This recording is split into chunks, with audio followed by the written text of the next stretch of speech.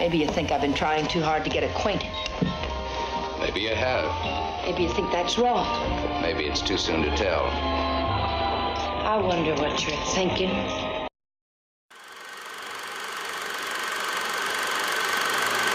Welcome to today's show. My name is John. Be sure and subscribe on Apple Podcasts, formerly known as iTunes, so you will be notified when each new episode comes out. To see more, you can also go to classicmovierev.com to read notes, bios, and other random movie thoughts. Today's movie is The Strange Love of Martha Ivers, 1946. I'm so happy to be back on the film noir. This movie is an interesting film noir that is rated a solid 7.5 on imdb.com. On RottenTomatoes.com, this movie is 100% on the tomato meter and 73% audience approval. An anonymous New York Times film critic said on July 25, 1946, quote, Mrs. Stanwyck is twice the hard-boiled, lustful vixen that she played in Double Indemnity, though her characterization of Martha is more of a one-dimensional plane. Kirk Douglas is convincing as her husband, but it is Van Heflin as Sam who has the meatiest role, and he makes the most of it. This is the actor's first part since he was discharged from the Army, and he brings to it that quality of rugged integrity and certainty of action that is characteristic of Spencer Tracy's acting. Elizabeth Scott, as the girl on parole, has some pretty silly-sounding lines, and her performance generally lacks conviction, a circumstance that finds the author responsible, too, since this character is poorly written. Unquote. So get ready for an excellent film noir with a lot of snappy dialogue, a dame who has had some hard breaks, a dipsomaniac, an evil femme fatale, and a guy that shouldn't be pushed. Actors. Right, and I'm a Shakespearean actor. Barbara Stanwyck played the lead role of Martha Ivers, née O'Neill. Stanwyck was covered in episode 37, The Violent Men, 1955. Kirk Douglas played the role of Walter O'Neill, a childhood friend and later husband of Martha Ivers. This movie was in fact the great actor's first film. Douglas was first covered in episode 4 in Harm's Way, 1965. Dame Judith Anderson had a small role as Aunt or Mrs. Ivers. Anderson was first covered in Laura, 1944. Van Heflin played the role of Sam Masterson, a childhood friend of Martha and Walter. This was Heflin's first film since returning from the U.S. Army Air Corps in World War II. The raw toughness shows through. Heflin was first covered in episode 98, They Came to Cordura, 1959. Elizabeth Scott played the role of Antonia Tony Marichek, a troubled woman that gets involved with Sam Masterson. Scott was born in 1922 in Pennsylvania. After attending Marywood Seminary, she took theater training in New York City. She did quite well and was a Broadway understudy. On her 21st birthday, she met director Hal B. Wallace. He was interested in her as an actress, but she never met with him because she was offered another stage role. In 1944, she was invited to Hollywood based on some photographs of her in a magazine. She then proceeded to bomb and screen test for 3 different studios. Wallace again said he would hire her if he could, but she didn't believe him, thinking he didn't have the power. After Wallace signed with Paramount, Scott did likewise. Between 1945 and 1957, Scott made 21 films, many as a loaner for other studios. Scott's first film was You Came Along, 1945. Next, she was given a significant role in The Strange Love of Martha Ivers, 1946. Her third film, I Believe, was her strongest performance. In Dead Reckoning, 1947, she played the femme fatale opposite Humphrey Bogart as a good guy / film noir hero. Her other well-respected films are Desert Fury, 1947, I Walk Alone, 1948 with Kirk Douglas, Pitfall, 1948 with Dick Powell, Too Late for Tears, 1949, and Easy Living, 1949. Not achieving the stature she expected, she passed on many good roles such as The Rose Tattoo, 1955. Her lesser quality films include Dark City, 1950, Red Mountain, 1951, Two of a Kind, 1951, Scared Stiff, 1953, Bad for Each Other, 1953, the Western film noir Silver Lode, 1954, and The Weapon, 1956. She ended her film career in Loving You 1957 with Elvis Presley. Scott passed away in 2015 at the age of 92, having seen increased popularity due to replaying of many of her movies. Roman Bohannon had a small role as Martha's tutor and the father of Walter O'Neill. Bohannon was first mentioned back in episode 5 of Mice and Men 1939. Walter Baldwin, who played the role of Homer's dad in The Best Years of Our Lives 1946, had a small role as the garage owner Dempsey. Story. Let me explain. No, there is too much. Let me sum up. A factory owned by E.P. Ivers is shown in Iverstown in 1928. A small boy avoids the railroad yard police before meeting up with a young girl in a train car. The girl is heiress Martha Smith Ivers. She tells the boy, Sam Masterson, that he is the only one she can run to. I brought you food. For the kitten, too. Did you steal it? No, I bought it. Oh. You want me to go back, Sam? Shut up and eat. You'll always come running to me. Got nobody else to run to, Sam. The police open the car door and catch the two Utes. The boy Sam makes a successful break. At the Ivers mansion, Miss Ivers, Dame Judith Anderson, the aunt of Martha, takes care of bills as she waits for the return of her wild ward. Mr. O'Neill, Roman Bohannon, Martha's tutor, brings in his son, Walter O'Neill, claim credit for reporting Martha's location. Aunt Martha says the boy will be rewarded. The father wants the boy to go to Harvard. Martha and her pet cat are returned to the mansion. The butler takes the cat upstairs and Martha goes to see her aunt. Mr. O'Neill is still in the room and has been told that Martha is going to be sent away, which will cause him to lose his job as the tutor. In an argument, the aunt slaps Martha. The aunt tells her that her name has been changed to Ivers like her mother and that her father was of no account. Martha starts screaming that she will kill her aunt. After Martha is sent upstairs, the aunt asks Mr. O'Neill to stay and talk. Walter is waiting in Martha's room with the cat when she gets there. A rainstorm outside causes the power to go out.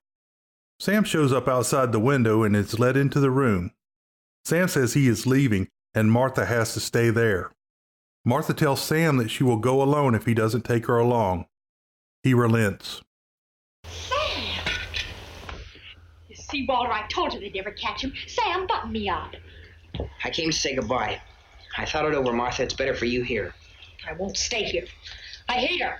All you gotta do is play smart with her. I'm going with you. Now you listen to me. I don't want to listen. It's late. I gotta go. Let him go, Martha. If he's caught here, he'll be sent to reform school. Mrs. Ivers said so. They gotta catch me first. All right, Sam. If you won't take me, I'll go without you. I'll go off by myself. Okay, then let's go. I want to run up to the attic. I want to get a couple of things. Martha goes to the attic to gather her things. The cat, on cue, heads downstairs and Sam goes after the animal. The aunt hears Martha. Sam heads out the front door. With Walter and Martha at the top of the stairs, the aunt starts beating the cat to death with a cane. Possibly justified cat killing. Martha takes the cane and strikes her aunt on the head, causing her to fall down the stairs. Mr. O'Neill comes out and sees the dead woman and the two children. Martha says it was a big man that committed the crime and that he ran out the front door. Under pressure from Martha, Walter agrees. Walter says Sam will tell, and Martha says he never will. Mr. O'Neill comes and coaches the children on what to say when the police investigate them. He also says he and Walter will never leave Martha. Sam jumps the circus train and rides out of town, unaware that the aunt was killed. 18 years later, in 1926, Sam Masterson, Van Heflin, is driving towards Iverstown. Riding in the car is a sailor that hitched a ride, played by future film director Blake Edwards. Sam gets distracted by the sign for Iverstown and crashes into a pole. Sam takes his damaged car to the garage. He is told that they won't know about it until the next day. Sam finds a friendly craps game to join. He then hears that Walter O'Neill, Kirk Douglas, is running for district attorney. He also finds out that Walter is married to Martha Ivers. Sam says Walter is still a scared little boy. Sam sees a lovely woman, Toni Marichek, Elizabeth Scott, come out of the house where he used to live. Tony says she has been away for a while. She is waiting to catch a bus. Sam leaves as a taxi comes to take her to the bus station. Tony picks up Sam in the taxi. A train across the track stops Tony from making her bus. Tony invites Sam out for a drink. Sam sends the taxi driver to get a room for Tony at the hotel where he is staying. The two have a very common drunken father past with the associated poverty. Some really snappy dialogue happens and they are ready to travel the world together. Another man I know talks cold like that's my dad.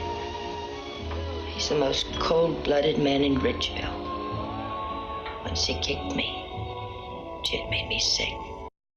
Maybe you think I've been trying too hard to get acquainted. Maybe you have. Maybe you think that's wrong. Maybe it's too soon to tell. I wonder what you're thinking. I don't think you'll take up too much room in my Stanley steamer. Maybe you're all right. You think you can hold that thought all the way to the coast? Supposing I say you're a lunkhead. Well, I ain't much for supposing. Well, supposing you were. Well, maybe I'm through supposing and I'm fixed to start figuring. Back at the Ivers mansion, Martha Ivers, Barbara Stanwyck, comes in from the speech she has given for her ill husband. Walter is drunk as a skunk at home.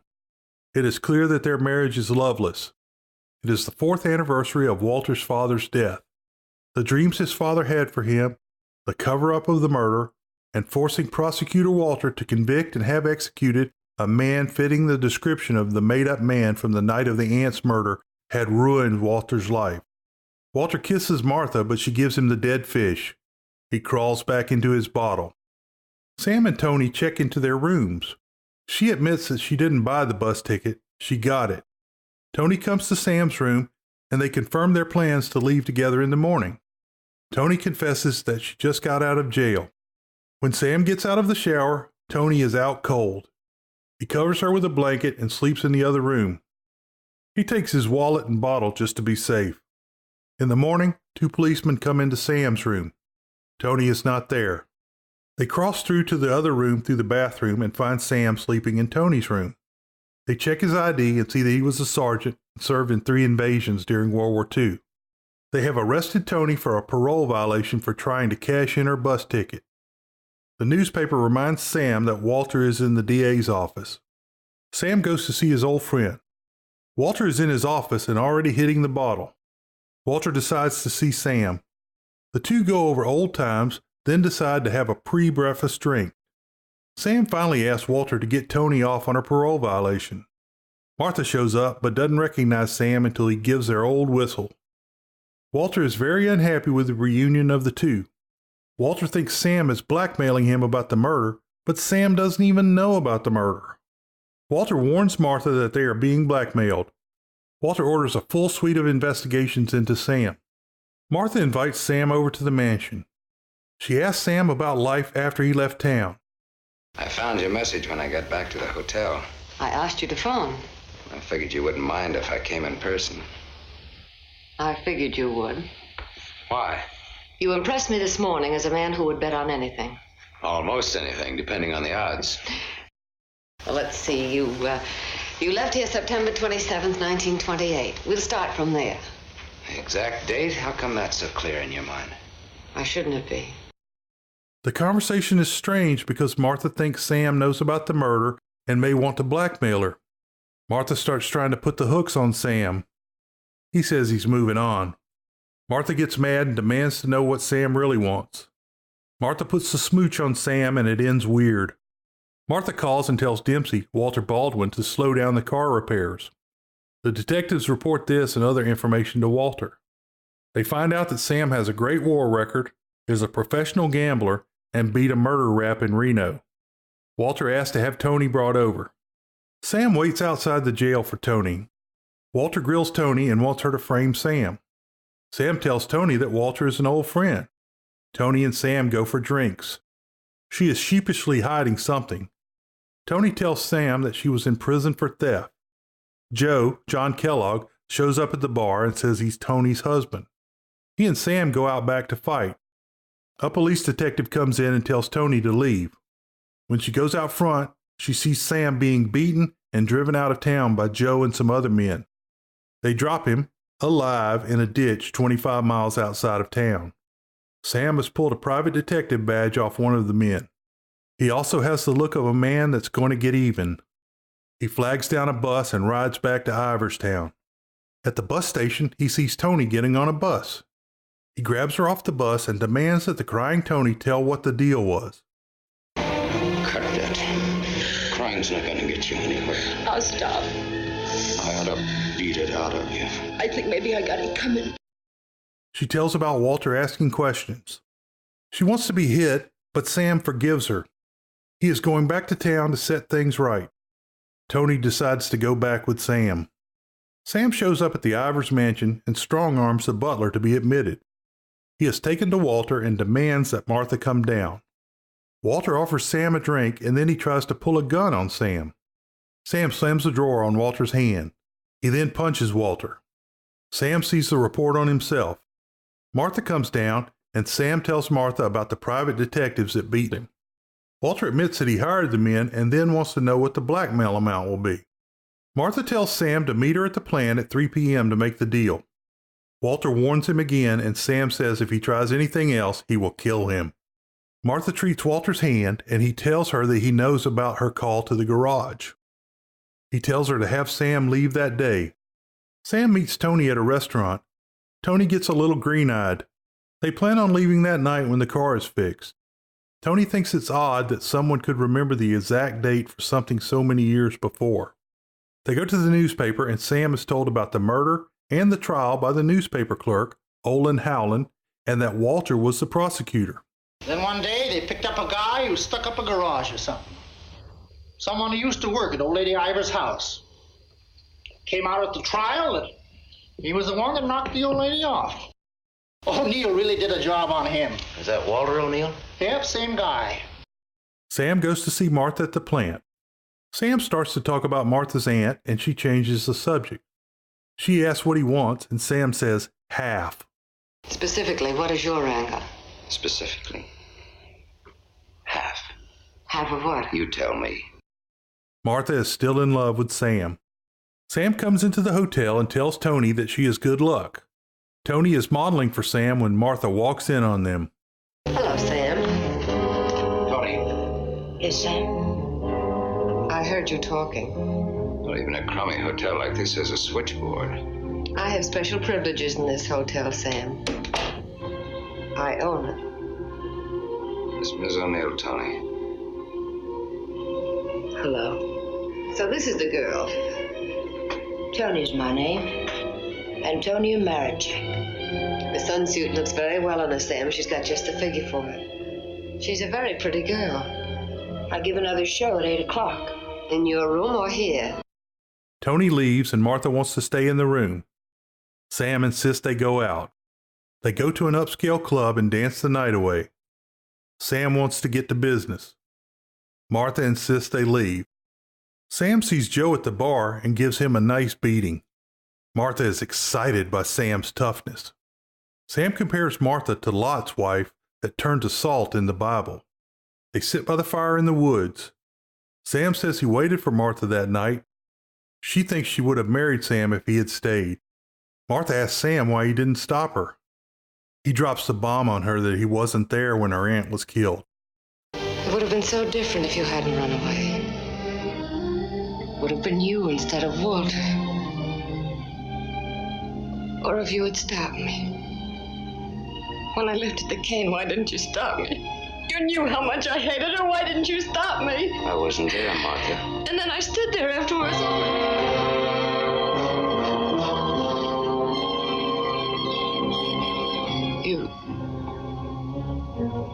You weren't there? No, Martha. I wasn't there. I left when your aunt came into the hallway.